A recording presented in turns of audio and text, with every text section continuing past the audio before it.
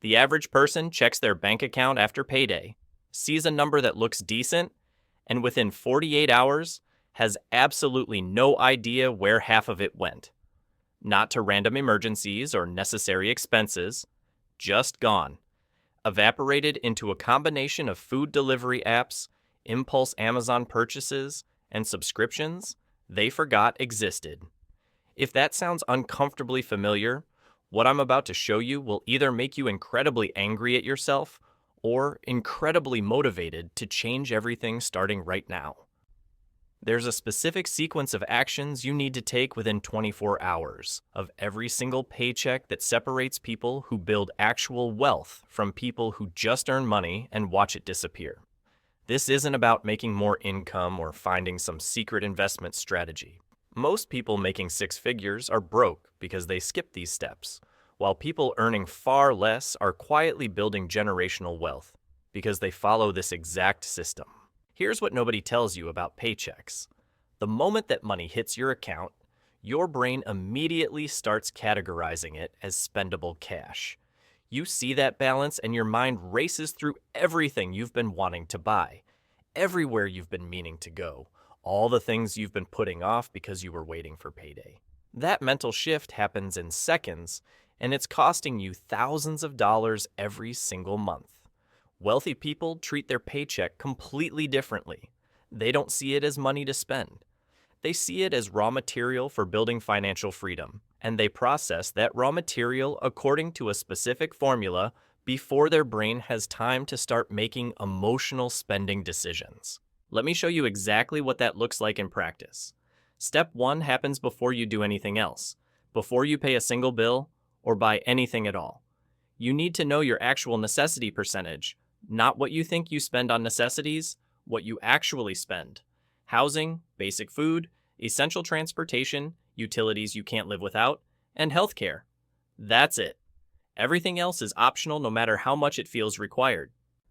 Pull up your last 3 months of bank statements right now.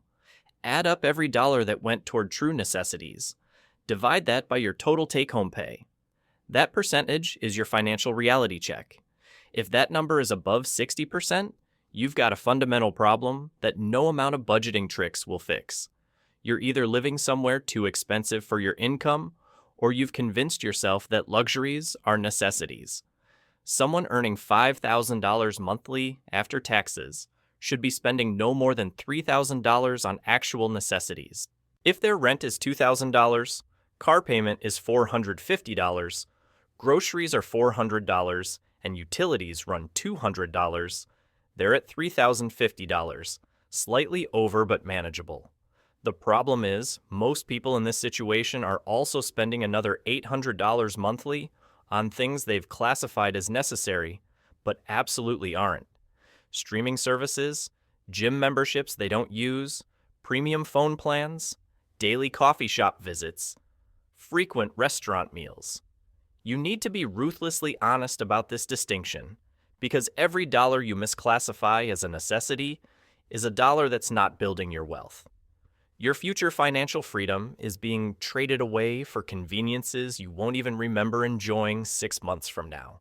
Once you know your true necessity number, step 2 becomes critical. You make sure every single debt payment you owe is getting paid on time, every time, not eventually, not when you remember, automatically and immediately after payday. Your credit score is the invisible force that will either cost you or save you hundreds of thousands of dollars over your lifetime. The difference between excellent credit and mediocre credit on a $400,000 mortgage is roughly $100,000 in additional interest payments over 30 years. One missed payment can drop your score 100 points. 2 missed payments, and you're looking at subprime interest rates on everything you'll finance for the next 7 years. What makes this particularly brutal is how unforgiving the system is.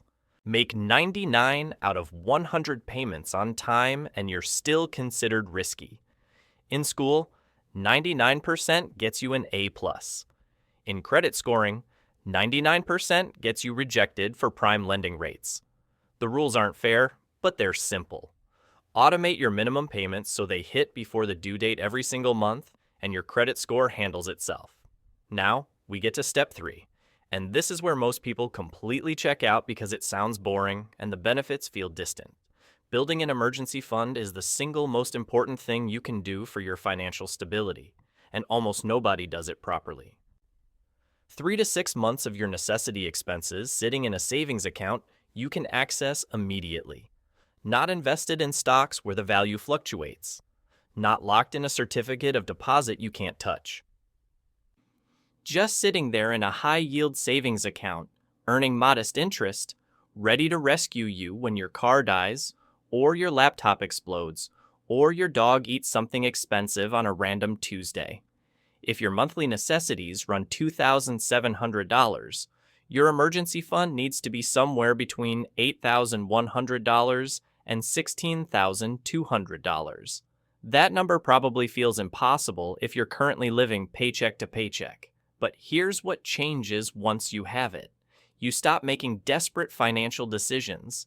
You stop taking terrible jobs because you can't afford to be unemployed. You stop putting emergencies on credit cards at 24% interest. You stop lying awake calculating whether you can survive if something goes wrong. The psychological shift that happens when you have an emergency fund is more valuable than the actual money sitting there. You stop operating from a place of fear and start making decisions from a position of strength. That terrible boss who makes every Monday feel like a punishment? You can start job hunting without panic because you've got runway. That side business you've been thinking about for 3 years, you can actually take the risk because failure won't mean homelessness. This is what financial freedom actually looks like in its earliest form. Not retiring at 40 or buying a yacht, just having enough breathing room to make choices based on what's right instead of what's desperate. Building this fund doesn't happen overnight. If you're starting from zero and can only set aside $200 monthly, it'll take you 40 months to reach $8,000. That's more than 3 years. But those 3 years are passing anyway, and you'll either reach the end of them with a safety net or without one. Start small if you have to. Even $500 in savings changes how you handle minor emergencies. You won't need to put that car repair on a credit card at 22% interest. You won't need to borrow money from family and feel like a failure. You handle it, move on, and rebuild the fund. That cycle of handling problems without creating new financial damage is what breaks the paycheck to paycheck trap permanently. Step 4 is where your money starts working harder than you do. Investing for retirement, especially when your employer offers matching contributions, is the closest thing to free money that exists in personal finance. If your company matches 3% and you make $60,000 yearly, that's $1,800 they're adding to your account just for you putting in $1,800 of your own money. That's an instant 100% return before your investments earn a single dollar in growth. Find me any other investment that doubles your money immediately. You can't because it doesn't exist. Yet roughly 25% of people eligible for employer matching don't take full advantage of it. They're literally leaving thousands of dollars on the table every year because they don't understand what they're giving up.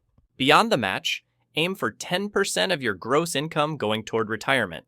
This sounds aggressive until you run the numbers on what happens when you don't. Someone who starts investing $300 monthly at age 25 with an 8% average return will have roughly $1 million by 65. Wait until 35 to start with the same monthly amount and you'll only accumulate around $400,000. That 10-year delay costs $600,000. Time is literally more valuable than the amount you invest when it comes to retirement savings, and every month you postpone starting is money you're destroying that you'll never get back. Most people paralyze themselves researching the perfect investment strategy. They read about different funds, compare expense ratios, and analyze historical performance until they're so overwhelmed they never actually start investing. For the vast majority of people, a simple low-cost index fund that tracks the overall market is perfectly sufficient. You don't need to outsmart Wall Street professionals with research teams and supercomputers. You just need to invest consistently, avoid panic selling during downturns, and let compound growth do what it does best over decades. The investors who try to be clever by timing the market or picking individual stocks almost always underperform those who simply buy and hold diversified funds. Now we tackle debt, and this is where emotions usually derail logic. You've got two proven approaches. The avalanche method targets highest interest rate debts first, which mathematically saves the most money. The snowball method pays off smallest balances first, regardless of interest rates, which creates psychological wins that keep you motivated. Both work if you actually follow through.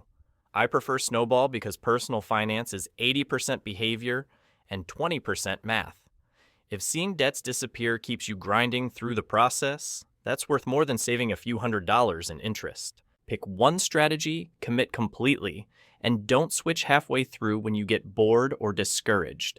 As you make progress on debt, you can start exploring additional investment accounts beyond your employer retirement plan. A Roth account is particularly powerful because you pay taxes on contributions now, but all future growth is completely tax-free. Every dollar that account grows over the next 40 years is yours to keep without sharing a penny with the government. The contribution limits change annually, but the concept stays constant. You're trading a tax deduction today for tax-free growth forever, which becomes an incredible deal if you're young and your account has decades to compound. For regular investment accounts outside retirement plans, you'll pay capital gains taxes when you sell at a profit. Hold investments longer than a year, and you qualify for long-term capital gains rates, which are significantly lower than short-term rates. This is why successful investors think in decades, not months. They're not trying to get rich quickly through constant trading. They're building wealth methodically while keeping their tax burden as low as legally possible. The final piece that makes everything actually work is automation. Willpower is finite. You'll wake up Monday motivated to manage money perfectly, but by Thursday evening, when you're exhausted and stressed, that motivation evaporates completely. You'll tell yourself you'll move money to savings next week when you have more energy. Next week, you'll be even more tired. This is why automation isn't optional if you're serious about building wealth. When money moves automatically according to your plan, your discipline level becomes irrelevant. The transfers happen whether you're motivated or burned out, whether you remember or forget.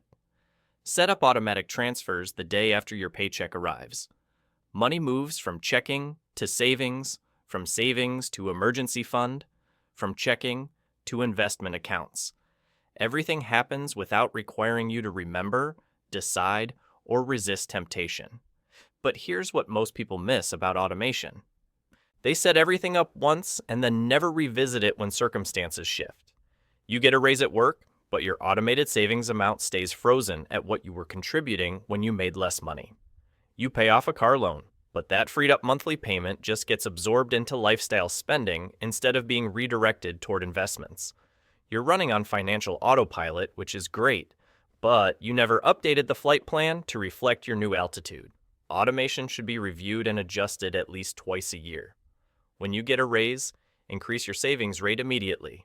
When you eliminate a debt payment, redirect that exact amount to your investment accounts before your brain registers the extra cash flow. When your expenses decrease because you moved or refinanced, the difference should automatically flow toward wealth building.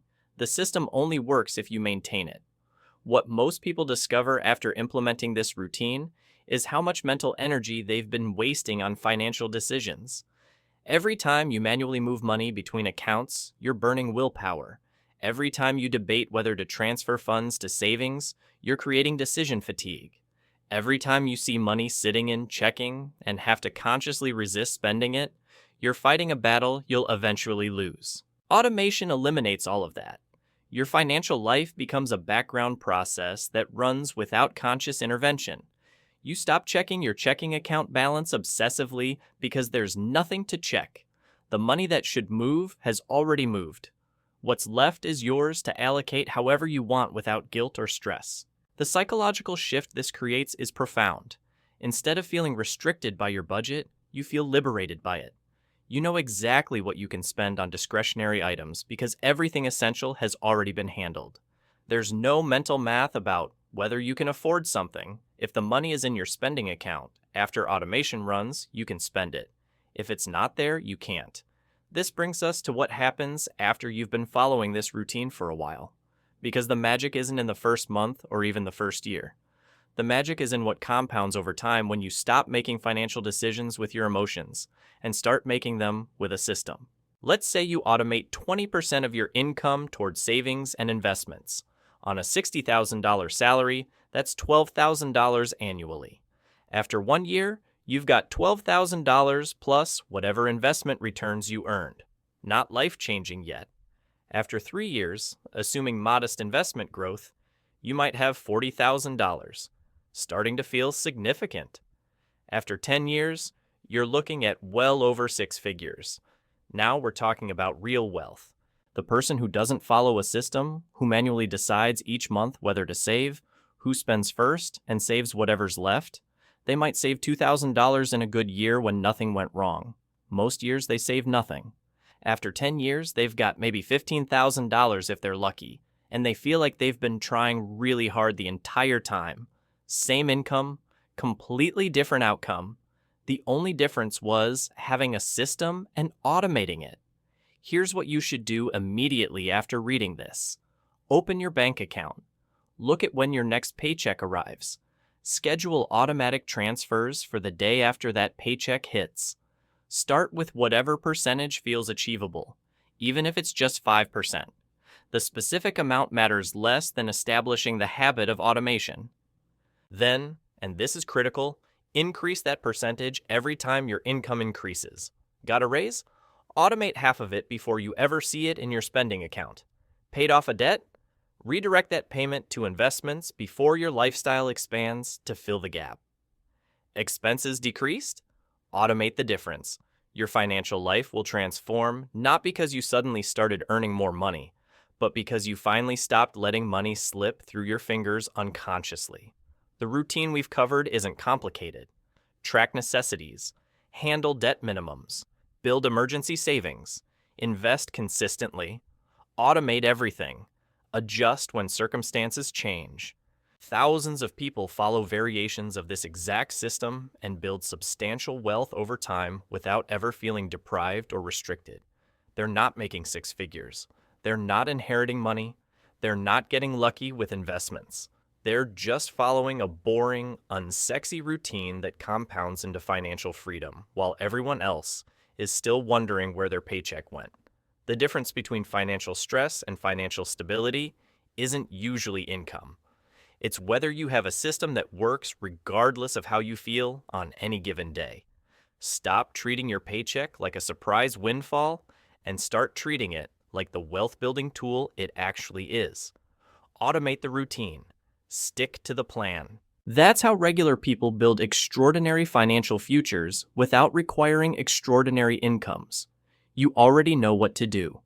The question is whether you'll actually do it or just file this away as interesting information you'll get to eventually. Eventually never comes. The people who build wealth treat their next paycheck differently than the one they just got. They set up the automation this week, not next month when things calm down. Your financial future is being decided right now by whether you implement a system or keep winging it. 5 years from now, you'll either have substantial savings and investments working for you, or you'll still be wondering where all your money goes every month. Same job, same income, completely different outcomes based solely on what you do in the 24 hours